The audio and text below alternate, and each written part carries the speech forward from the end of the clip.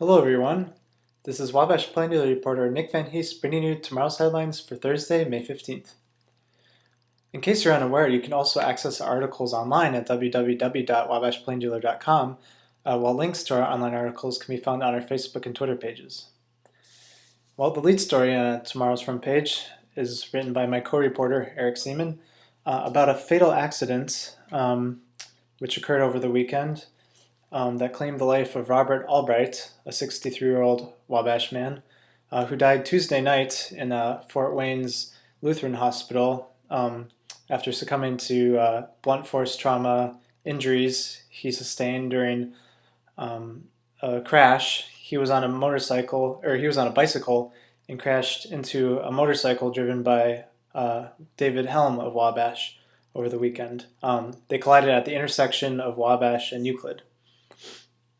Helm has only suffered minor injuries from the crash, complaining of back pain. Our centerpiece article in tomorrow's front page also comes from Eric Seaman. He was at the Metro School Board meeting last night. During the meeting, quite a few parents were in attendance to debate with the school board members about the merits of books suggested for high school English courses. Some of the parents were concerned about the content of some of these books, which contain language or other sensitive issues.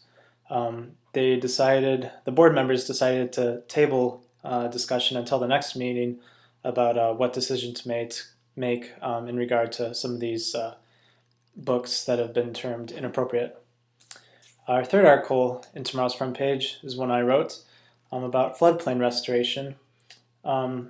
We got a press release about a recent Notre Dame study that states that the Wabash River represents only 3% of the total Mississippi River Basin area, but 11% of nitrogen that flows into the Gulf stems from Wabash River. This polluting nitrogen has created an oxygen dead zone along the Gulf, a huge space about the size of Connecticut, and the dead zone is threatening the $1 billion fisheries down there.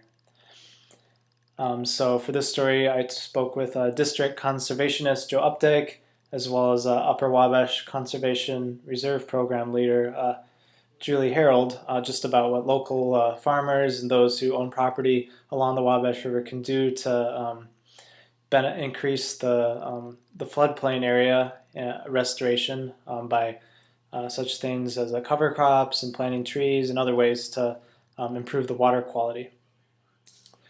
Our fourth front page story comes from Tony Thrasher of the Huntington News Press, and her article is about a Wabash group that is staging a Smoking for a Cause fundraiser this weekend in Huntington.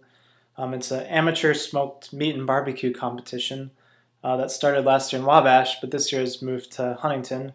It was co-founded by Gary Henderson, and he says that last year it raised $6,300, and the money goes to benefit the work of the Crossroad Connections. And then our final front page story is by managing editor Joseph Slation, and it's about the ongoing Thursday night Plaza Music series. It's a quick preview of this week's Plaza Music series, which will feature the Harness Family Band, who are kind of on the bluegrass country genre, and it will take place, weather permitting, at the Honeywell Center Plaza. As for our sports page, sports reporter Justin Shockey reports that he gives us a preview of the Three Rivers Conference meet taking place at Tippecanoe Valley on Thursday for track. And then for Manchester University baseball, we have a quick recap of the team's players earning conference honors.